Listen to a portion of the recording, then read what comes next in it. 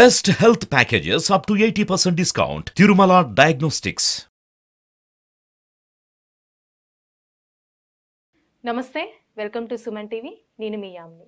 ప్రస్తుతం మనతో ఉన్నారు ప్రముఖ ఆధ్యాత్మికవేత్త, ప్రముఖ జ్యోతిష వాస్తు పండితులు సుభాష్ శర్మ గారు ఉన్నారు. వారితో మాట్లాడదాం. నమస్కారం గురుగారు. శ్రీమాత్రే నమః. గురుగారు, ఇప్పుడు సోషల్ మీడియాలో చాలా ట్రెండింగ్ అయింది. ఏంటంటే సంక్రాంతి రోజు కీడు వచ్చింది కాబట్టి ఇద్దరు మగపిల్లలు ఉన్న వాళ్ళు, అంటే ఒక్క మగపిల్లలు ఉన్నారు, గాజులు ఇవ్వడం అలాంటివి ఉంది. అసలు ఇది మన శాస్త్రంలో ఉందా అండి? తప్పకుండా తెలియజేస్తానమ్మా. ముందుగా ప్రేక్షకులందరికీ శ్రీమాత్రే నమః, శ్రీ గురుభ్యో నమః. జ్ఞాని నామ్నపి చేతాంసి దేవి భగవతి హిసా బలాయ కృష్యమోహాయ మహామాయ ప్రయశ్చతి. శాస్త్రమునందు ఈ విషయాలు ఎక్కడా కూడా చెప్పలేదు. ఇవన్నీ కూడా అప్పట్లో ఏం చేసేవారంటే పల్లెటూర్లలో అనేక విధములైనటువంటి నమ్మకాలు ఉండేటటువంటివి. పల్లెటూర్లలో ఒక స్త్రీ నుండి ఇంకో స్త్రీకి అవి చెప్పి అవన్నీ ఒక న్యూస్ లాగా స్ప్రెడ్ చేసేటటువంటి వాళ్ళు. నిజానికి ఈ గాజుల పద్ధతి అనేటటువంటిది అంతకుముందు పోయిన సంవత్సరము ప్రతి ఇంటికి కొబ్బరికాయ కొట్టాలి అని చెప్పేసి ఇలా ఎన్నో సంక్రాంతి వచ్చింది అని అంటే గనక ఏదో రకమైనటువంటి న్యూస్ని స్ప్రెడ్ చేసేస్తూ ఉన్నారు.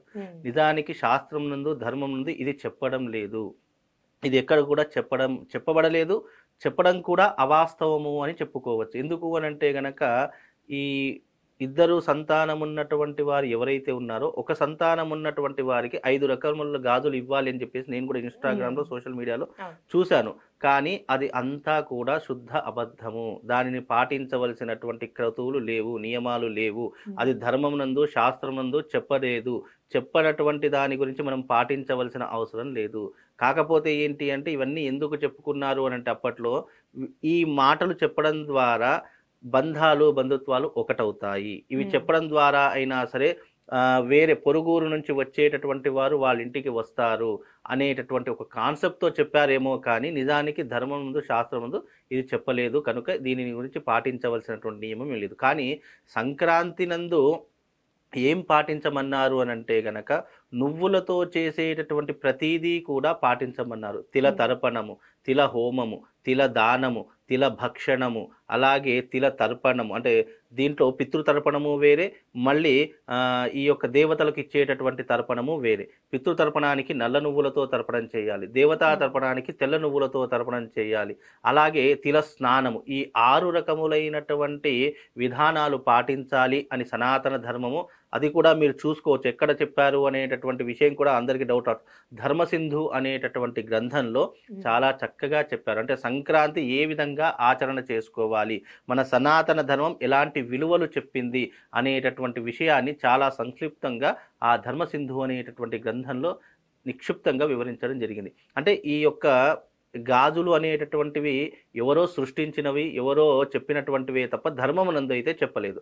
మనం ధర్మం ఏ రకమైనటువంటి పద్ధతి ఆచరింపమని చెప్పిందో అదే రకమైనటువంటి పద్ధతి గనక ఆచరిస్తే మనకు దానివల్ల పుణ్యము పురుషార్థము రెండూ కూడా కలుగుతాయని చెప్పేసి చెప్పారు. అయితే ఈ సంక్రాంతి రోజున చేసేటటువంటి దానం, విశేషమైనటువంటి దానం ఏమిటి అంటే గనక మనము నువ్వులు దానం చేసుకోవచ్చు. అందుకే సంక్రాంతి వచ్చింది అంటే నువ్వులతో విపరీతమైనటువంటి ప్రోడక్ట్స్ తయారవుతాయి. అంటే తినేటటువంటి అప్పాలు కానీ, మురుకులు కానీ, చక్నాలు కానివ్వండి, ఇవి చాలా విపరీతంగా చేస్తూ ఉంటారు. అంటే ఆ సమయంలో నువ్వులతో తినేటటువంటి ఆహారము ఆరోగ్యానికి హేతు అవుతుంది. ఈ సమయంలో తప్పకుండా ఈ యొక్క పుష్యమాసం ప్రారంభమవుతుంది అంటే గనక నువ్వులతో చేసేటటువంటి ఆహార పదార్థాలు తినడం ద్వారా శరీరంలో అనేక రుగ్మతలు తగ్గుతాయి అని చెప్పేసి ఆ రకమైనటువంటి పద్ధతిని చెప్పారు. అంటే ఇటు ధర్మానికి ఇటు ఆరోగ్యానికి 2 రకాలైనటువంటి సూత్రాలను అందజేశారు మహర్షులు. అలాగే ఆ సమయంలో నల్ల నువ్వులు గోరువెచ్చని నీటిలో వేసుకొని ఆ నీటితో స్నానం ఆచరిస్తే గనక శని దోషాలు తొలగిపోతాయి అని ఆచరణలోకి చెప్పింది. అదే రకంగా ఆ రోజున మన ఇంటికి వచ్చినటువంటి బ్రాహ్మడికి కానివ్వండి, లేదు అనంటే అతిథులకు కానివ్వండి, నువ్వులతో చేసినటువంటి పదార్థాలను దానముగా ఇవ్వాలి లేదా భోజనముగా పెట్టాలి అనేటటువంటి ధర్మాన్ని తెలియజేసింది. అదే రకంగా ఆ రోజున తిల హోమము చేయాలి. అంటే హోమము కేవలం నువ్వులతో మాత్రమే ఆచరణ చేసుకోవాలి అనేటటువంటి పద్ధతులు మాత్రమే చెప్పింది తప్ప ఈ రకమైనటువంటి గాజులు ఇవ్వాలి, చెయ్యకపోతే ఏదో కీడు జరిగిపోతుంది, ఏదో రకమైనటువంటి ఇబ్బందులు జరిగిపోతాయి అనేటటువంటి సంఘటన అవాస్తవము. ఇది ఎక్కడా కూడా చెప్పలేదు. కనుక దీనిని ప్రజలు విశ్వసించగలరు. సో ఇప్పుడు అందరి చేతిలో స్మార్ట్ ఫోన్స్ అయిపోయాయి, వాళ్ళ ఇష్టం వచ్చింది ఏదంటే అది పెట్టేస్తున్నారు. తెలియనటువంటి ప్రజలు ఇవన్నీ కూడా మూఢనమ్మకము అనేటటువంటి పదం దీని ద్వారానే పుట్టింది. అంటే శాస్త్రం నందు లేనివి విషయాలు కూడా వీళ్ళు అనవసరంగా కల్పితాలుగా చేసి ప్రజలను రూమర్స్ గా క్రియేట్ చేసి ప్రజలను పిచ్చి వాళ్ళని చేస్తున్నారు. నిజానికి ఇది శాస్త్రం నందు లేదు కాబట్టి దీని గురించి ఆచరించవలసినటువంటి అవసరము ఏమాత్రము లేదు అనేటటువంటి విషయాన్ని దీని ద్వారా తెలియజేశానమ్మా. దీనిని నమ్మకండి, నమ్మి మోసపోకండి. అనవసరంగా దీని ద్వారా మోసపోయేటటువంటి జనాలు కూడా చాలా రకాలుగా ఉంటారు. కనుక మనకు ధర్మం ఏం చెప్పింది, శాస్త్రం ఏం చెప్పింది, శాస్త్రం నందు మన పూర్వీకులు ఋషులు ఎంతో కష్టపడి ఎన్నో రకాలైన పరిశోధనలు చేసి మానవాళికి ఒక పండగ వెనుక ఉన్నటువంటి ఆంతర్యాన్ని అప్పుడే తెలియజేశారు. కనుక ఇలాంటి ధర్మాన్ని పాటించడం, ఇప్పుడు గాజులు పంచడం ద్వారా ఏమీ రాదు, అసలు కీడు లేదు, ఏమీ లేదు. అదే గనక నువ్వులతో స్నానం చేయడం ద్వారా శనిగ్రహాల యొక్క దోషాలు తొలగిపోతాయి. అదే రకంగా నువ్వుల భక్షణం అంటే భోజనము చేయడం ద్వారా నువ్వులతో చేసినటువంటి ఏ పదార్థం అయితే తింటామో ఆరోగ్యానికి రక్షణగా ఉంటుంది. అలాగే ఆ రోజున చేసేటటువంటి తిలహోమము ఏదైతే ఉందో మన జీవితాన్ని ఏలినాటి శని ప్రభావాన్ని దూరము చేస్తూ ఉంటుంది. అలాగే ఆ రోజున ఇంటికి వచ్చినటువంటి అతిథికి నువ్వులు దానము చేసినా, నువ్వుల పదార్థములు పెట్టినా ఆ దానము యొక్క పుణ్య ఫలితం మన జీవితానికి, మన కుటుంబానికి వస్తూ ఉంటుంది. అదే రకముగా ఆ రోజున తర్పణము, పితృతర్పణము అనేటటువంటిది చేయడం ద్వారా పితృదేవతలు సంతోషిస్తారు. 6వది దేవతా తర్పణం. దేవతా తర్పణం చేయడం ద్వారా దేవతలు సంతోషిస్తారు. ఈ రకమైనటువంటి విధానాన్ని ధర్మమునందు చెప్పడం జరిగింది తప్ప ఇక్కడ దానము చేయవలసినటువంటి పదార్థములు కేవలం నువ్వులు మాత్రమే. ఎందుకంటే మకర రాశికి అధిపతి శనీశ్వరుడు. శని ఎవరి కొడుకు? సూర్య భగవానుని యొక్క కొడుకు. అందుకే సూర్యుడు మకర రాశిలోకి ప్రవేశించినప్పుడు మకర సంక్రమణ జరుగుతుంది. 2 రకాల సంక్రమణలు ఉంటాయి, మేష సంక్రమణ, మకర సంక్రమణ. నేను మొన్న కొన్ని సందర్భాలలో మేష సంక్రాంతి గురించి కూడా చెప్పాను. సూర్యుడు ఎప్పుడైతే మేషరాశిలోకి ప్రవేశిస్తాడో ఉత్తర భారతదేశం వైపు సంక్రాంతి, మనం ఎట్లాగైతే మకర సంక్రాంతి చేసుకుంటామో వాళ్ళు మేష సంక్రమణ సంక్రాంతి చేసుకుంటారు. చాలా వైశిష్టం అది కూడా. ఎందుకంటే సూర్యుడికి మేషరాశి ఉచ్చస్థానం అవుతుంది. ఆ సమయంలో సూర్యుడు కనుక మేషరాశిలోకి ప్రవేశిస్తే దాన్ని మేష సంక్రమణ అంటారు. అదే మకర రాశిలోకి ప్రవేశించడం ద్వారా మకర సంక్రాంతి అనేటటువంటి నామం దానికి రావడం జరిగింది. దానికి కూడా చిన్న కథ ఉంది, 2 నిమిషాలు చెప్తాను. సూర్య భగవానుడు తన కొడుకైనటువంటి శనీశ్వరుడి ఇంటికి వచ్చాడు.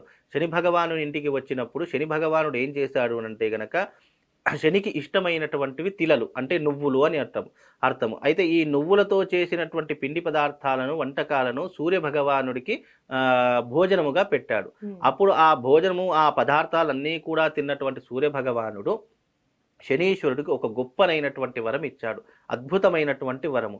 ఎవరైతే నీ యొక్క గ్రహ సమస్యలతో బాధపడుతున్నారో, ఏళ్నాటి శని కానీ, సప్తమ శని కానీ, అర్ధాష్టమ శని కానీ, అష్టమ శని కానీ, ఈ విషయాలలో ఎవరైతే బాధపడుతున్నారో వాళ్లకు ఈ మకర సంక్రాంతి రోజున నువ్వులతో చేసినటువంటి పదార్థాలను తినడం ద్వారా, నువ్వులు దానం చేయడం ద్వారా, నువ్వులతో హోమం చేయడం ద్వారా నీ యొక్క ఏదైతే దృష్టి ఉందో అది క్షీణించుకుపోతుంది. నా యొక్క అనుగ్రహం వాళ్ళకు సంపూర్ణంగా కలుగుతుంది. సూర్యుడు దేనికి కారకుడు? ఆరోగ్య కారకుడు అని చెప్పారు. శని దేనికి కారకుడు? ప్రాణకారకుడు అన్నాడు. అంటే అపమృత్యు భయములు, అపమృత్యు దోషములు, శని వల్ల కలిగేటటువంటి పీడలు ఇవన్నీ కూడా దూరమైపోతాయి అని చెప్పినటువంటి విధానమే మకర సంక్రాంతి యొక్క నిర్ణయం. అంటే సూర్య భగవానుడు తన కొడుకుకి ఇచ్చినటువంటి వరమే ఈ రోజున మనం మకర సంక్రాంతిగా జరుపుకుంటున్నాం. అదే కానీ ఇక్కడ గాజులు దానం ఇవ్వాలి, ఇవ్వకపోతే కీడు జరుగుతుంది, ఏదో రకమైనటువంటి ఇబ్బంది, ఇవన్నీ అవాస్తవాలు. దయచేసి ఎవరు నమ్మకండి. మనం ఈ రకమైనటువంటి ధర్మాన్ని పాటిద్దాము, మన ఆరోగ్యాన్ని మనం కాపాడుకుందాము. చాలా చక్కగా తెలియజేశారు గురుగారు. ధన్యవాదాలు. శ్రీమాత్రేను.